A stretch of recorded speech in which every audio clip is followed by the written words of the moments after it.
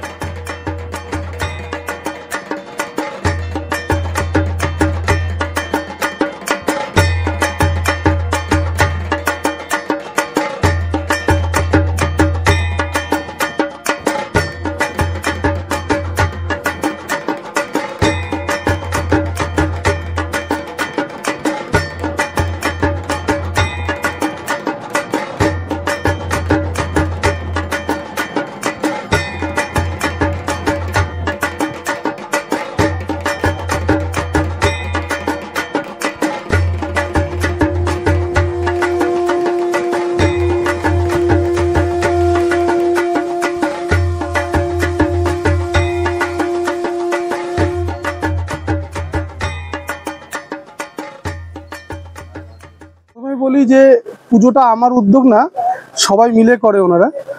আমি থাকি ওনাদের সাথে, এই পাড়ার মা বোনেরা থেকে শুরু করে আমাদের ভাইরা দাদারা সবাই মিলে পুজোটা করে। এই নিয়ে চতুর্থবার এই পুজোটা।